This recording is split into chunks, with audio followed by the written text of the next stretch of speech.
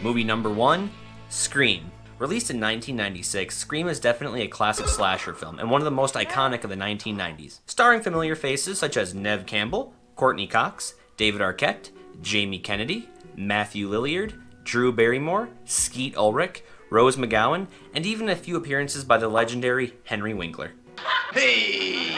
So Scream is mainly about a young teen named Sidney Prescott that gets caught up in a series of murders in her hometown of Woodsboro, which is fictitious, about 1 year after the gruesome death of her very own mother. Now at first we really don't know why these series of killings are happening, and we of course don't know who's doing it because the killer is wearing the famous ghost face mask, and the killer always seems to flee the scene just as help is about to arrive. Now throughout the course of the movie, the dots start to get connected, a certain character goes missing, and convenient timing all kind of point the finger towards Sidney as being the primary target. Now right off the bat, everyone wants to point the finger at the obvious boyfriend, but as quickly as he's accused, he's actually freed because he actually doesn't fit the timeline to when Sidney was first attacked toward the beginning of the movie. Couldn't have been me, I was in jail, remember? As terrified as Sidney is, she's actually quite relieved to later on learn that he's not a suspect. Now, as soon as it's evident that Sidney's a prime target in this whole series of killings, her friends decide to stick by her side and keep a close eye on her. Even the local deputy, that happens to be the older brother of one of Sidney's best friends, decides to stick around and keep an extra close eye on her. But that's only until the local news reporter shows up and starts making eyes at him. What do you do? For the time being, she seems safe being in the comfort of her friends and while also being on local law enforcement's radar. Not to mention she's at a high school party surrounded by a bunch of macho high school men and a bunch of drunk girls that'll shake their tits at anything. Strength in numbers, I guess. Anyway, now I don't want to give the ending of the movie away, but toward the end of the movie, bodies start dropping like flies, dark truths come to light, faces are revealed, and only the strong survive. Guess you'll just have to watch the movie so you can see how it ends.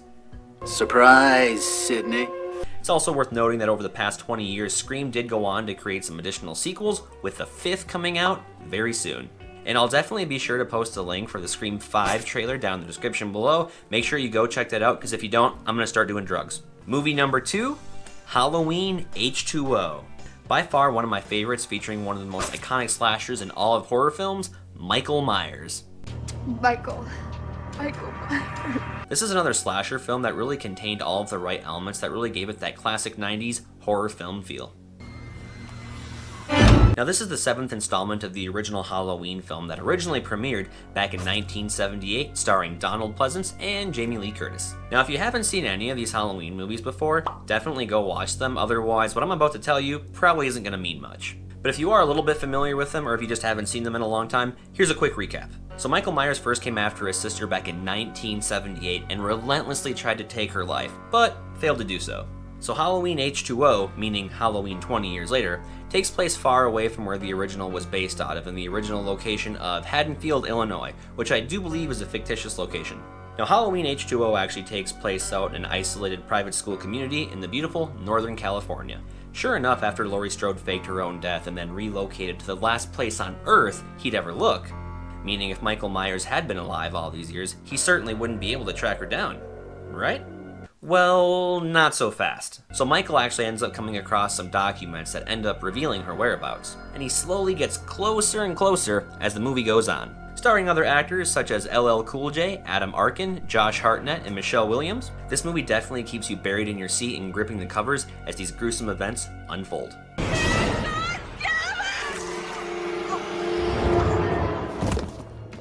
Michael Myers is hell-bent on taking his sister's life after all these years, and he's not afraid to take down anyone in his way. What was expected to be a calm, peaceful night at a mostly empty high school campus turns into a bloodbath and a vicious fight for survival. But there's one key element about this movie that I have to mention before I move on. You see, one thing I really enjoyed about this Halloween sequel is the fact that after 20 years of hiding in fear and isolation and coming to terms with how much damage Michael's actually done to her by never leaving her head, Laurie realizes that she can never be at peace until this ends one way or another.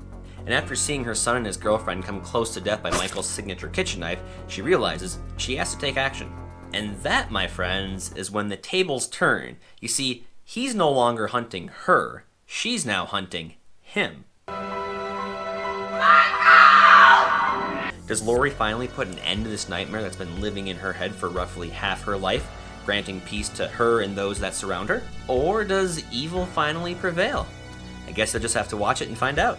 Now, there have been many sequels leading up to this one, and even a couple remakes over the past 10 years, with similar but slightly different storylines, but still telling the tale of Michael Myers and how he came to be, providing a different perspective and introducing a horror legend to new fans. But I invite you to watch all of them, as they are a part of a giant slasher film franchise that will be remembered for many years to come. And I don't know if you've heard, but there actually is going to be another new installment of the Halloween series coming out very soon, or maybe right now, depending on when you're seeing this video. So this one's called Halloween Kills, and this one's actually a sequel to the one that came out in 2018. I'll be sure to post a link for the trailer to Halloween Kills down in the description below. Make sure you watch that, otherwise, my aunt will develop a cocaine addiction. Movie number 3, The Faculty. Quick question for you. What would you and your friends do if you found out that your high school was being invaded by aliens? And I'm not talking about little green men or ETs. No, I'm talking about the type of aliens that come disguised as your friends, your family, or your faculty on the outside, but on the inside, there's something else going on. Would you first go to the cops? Maybe your parents? Or maybe a teacher? And what if they were already being possessed? What if it was already too late? Would you then take matters into your own hands? Well, that's exactly what happens in 1998's The Faculty, starring actors such as Elijah Wood, Jordana Brewster, Josh Hartnett, Robert Patrick, Christopher McDonald, and Selma Hayek, just to name a few. So basically what happens is a new girl shows up at school, and then shortly after, all the students and faculty start behaving very strangely. Well, stranger than normal. Amidst normal high school worries such as girls, sports, academics, and bullies, a group of students from all different cliques sort of come together and realize there's something very odd going on. Why here? Why Ohio? Now, most of this is actually laughed at and dismissed by some of the students, until they find themselves in a closed classroom, and one of the teachers actually tries to attack one of the students. Okay, real quick, I just have to interrupt and say, even for an alien, that's definitely not a smart move, because it's still 6-on-1. The teacher then pushes around some of the students and actually throws one of them to the ground and says, "If you kindly take your seats, this will be over quite quickly." Now this next part is not a quote, but after the teacher said that, the student's reaction was pretty much like, yeah, fuck that. Zeke ends up telling the teacher to let his friend go or else. And technically he lets his friend go, but once the teacher tried coming after Zeke, he grabbed the blade of a nearby paper cutter and sliced right through his fingers. Now, if you think for a moment that that's the climax of the classroom brawl, it only gets creepier. You see, normal people like you and I would instantly start pouring blood because, that's what happens when 4 of your fingers get chopped off. But his don't. You see, the vessels that are kind of hanging out of his fingers start to slowly move and grow and make their way towards Zeke. But before the teacher could infect him, what does he do? He pulls out a pen and stabs him right in the eye. God, it was so satisfying. Anywho, I don't want to give too much away about the ending of the movie, but the students then realize that they've got to trust each other if they want to beat this thing and have any sort of hope about bringing back their friends, their family, and their faculty.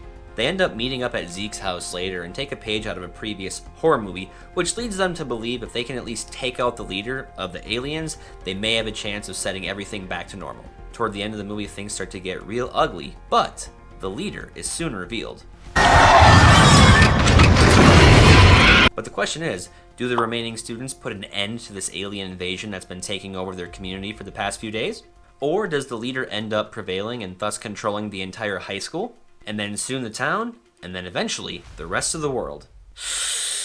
Guess you'll just have to watch it and find out. Another classic film of the 90s filled with suspense and wonder throughout the entire film, leaving you curious as to who the leader is. I'll be sure to post the trailer for The Faculty down in the description below as well. Make sure you check that out, because if you don't, I'm going to end up dealing drugs.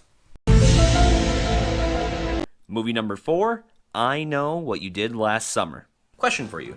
Have you ever accidentally killed somebody with your closest friends and then tried covering it up? So if you answered yes to that, then 1, you got some problems, and 2, you actually have a lot in common with the characters in this movie.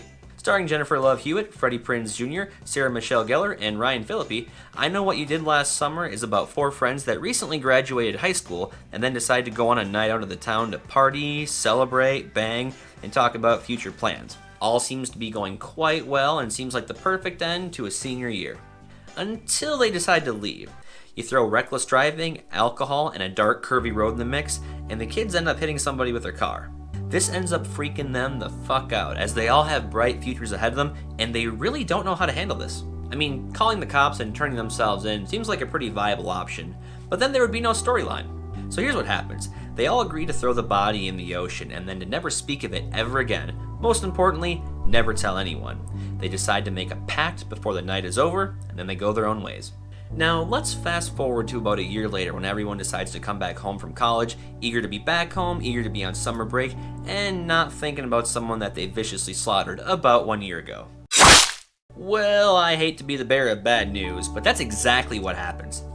We first see things through Julie's perspective as she comes back home and is reunited with her mother. But from the very first moment she arrives at home, we can definitely tell she's not the same person that she was in the beginning of the film. But, with things on your mind such as summer and school and a murder, how could you be? Shortly after arriving home and unpacking, Julie opens up a letter that was specifically addressed to her, revealing the words, "I know what you did last summer." This immediately freaks her out, and she goes right back to her mom and says, "Who sent it? Who sent it?" But her mother knows nothing of the origin. Julie instantly heads into town looking for her friends Helen, Barry, and Ray to tell them what she received. While Julie is convinced that it's real and someone else knows something, her friends, shocked as well, are just kind of convinced that it's either a joke or a coincidence, as there's no way anyone else could know anything because they were super careful that night. Weren't they? But as the movie goes on, more strange events start to unfold as the unknown letter sender starts to mess with their heads, such as stalking them, entering their homes and leaving surprises for them, and even nearly running one of them over. They start to feel trapped and they realize they can't go to the police and that he's specifically targeting them for what they did. They're actually able to collect themselves, and their new plan is to find out who this is and put an end to it. Sadly, of the 4 high school friends, not everyone survives. The question then becomes, who is the killer? Or is the killer someone within the group of friends themselves that's slowly offing everyone one by one in fear that someone may end up going to the police and spilling their guts? Or was somebody else watching that night? Was somebody else there that they may have had an unpleasant interaction with earlier that night, and now he sees a good opportunity to take advantage of them? Well, that, my friends, you're going to have to figure out on your own. I'll be sure to post a trailer for I Know What You Did Last Summer down in the description below. Make sure you watch it, otherwise Demi Lovato will never get sober. Alright friends, we finally made it. Movie number 5, and that movie is Final Destination. So Final Destination came out in 2000, and yeah, I know it didn't come out exactly in the 90s, but you know what, 2000 is just a footstep out of the 1990s, so give me a break. Break me off a piece of that Kit Kat bar. So Final Destination is about a group of high school kids that are set out to go on a trip to Paris. And alright everybody, let me cut right to the chase on this one. Most students end up boarding the plane, but some don't, as there's a fight that breaks out, sending a few students back to the gate. They end up watching as their friends depart to Paris and slowly ascending into the dark skies. And then, the unthinkable happens next. Due to some sort of mechanical error, the plane actually ends up catching fire as it's ascending and ends up exploding mid-air. Now, if that's not tragic enough, check this out. So the students that were held back look up at the explosion and are in extreme disbelief and shock. And not necessarily because the plane actually exploded, but because they were told by one of their classmates that the plane was going to explode. This fucking plane can explode! And this is where things start to get chilling. So before we move forward, let's backtrack a little bit. So when the students initially boarded, the main character Alex, played by Devon Sawa, dozes off for a few minutes and actually has a premonition of the plane going up in flames. He wakes up terrified and covered in sweat and then alerts to everyone about what he just saw. And then shortly after, one of the high school meatheads has finally had enough of Alex's rant and decides to start throwing punches. And this is what initially gets him kicked off the plane. But if seeing your friends perish before your eyes, then being told that was going to happen just minutes before it actually happened, wasn't frightening enough, the next series of events get even more chilling. Soon after, Alex is then questioned by local authorities heavily, as there's no possible way he could have predicted this was going to happen. Could he? Now for a brief period of time, everything seems well and everything seems like it's about to go back to normal, everyone's carrying on, but then the weird thing happens, and the weird thing is the remaining survivors specifically start to mysteriously die. Now seeing things from our perspective as the viewer, we know these aren't just mysterious and accidental. Then you can just drop fucking dead. But for the friends and family of the remaining survivors, as if things weren't bad enough, they pretty much just chalk it up to, bad timing, an accident, or, just a possible suicide just because someone couldn't cope with the loss of their friends. But as the body count of the survivors starts to climb, we know that there's something more sinister going on behind the curtains of life. So let me put it this way. Everyone is born into this world at a time and a place. But what if everyone that was born also came with a preset expiration date? Kind of scary to think about, I know. But what if God or the universe or some sort of higher power had a specific set of plans for you and you somehow bypassed those plans and altered your expiration date? Well, that's exactly what happened to the remaining survivors. With the recent deaths of their friends and the soon untimely deaths of the survivors, Alex starts to do a little bit of research and starts to connect the dots. Starring fellow stars such as Ali Larter, Kerr Smith, Terry Chaney, Sean William Scott, Well, polish my nuts and serve me a milkshake. and Tony Todd. I'll see you soon. And not necessarily someone, but something is out there to make sure that Death's plans are still carried out in one way or another. They all soon realize that they are all in this together, and with Alex still having the premonitions and being able to detect the signs of what might happen next, they start to think that if they're careful enough, they might just be able to beat this thing. But at what cost? If giving your life meant you could save another, would you do it? The bigger question is, do Alex and his friends survive Death's hit list and move on? Or does Death eventually creep up with them and end up carrying out the plans the way they were originally designed? Well, I guess you'll just have to watch the movie to find out.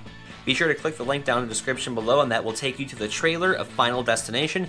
Make sure you watch that, otherwise the Loch Ness Monster is going to show up at my place and ask for Tree Fitty. I need about 350. Alright everybody, that is about all the time we have for today. And real quick for my regular viewers that are probably wondering why I did another movie video that has nothing to do with drones whatsoever, well, the answer is I just wanted to try something different. I'm not going to stray away from the travel adventures and the drone adventures at all. I just wanted to try something different. Nonetheless, I do want to say thank you all for taking time out of your day to check out my video. I greatly do appreciate it. If you want to show some love and some support, definitely go ahead and smash that like button, and don't forget to subscribe. You must subscribe, and I'm telling you that you have to subscribe, because if you don't subscribe, I may end up addicted to meth. You don't want that, do you? Just kidding. We'll see you guys next week. Take care.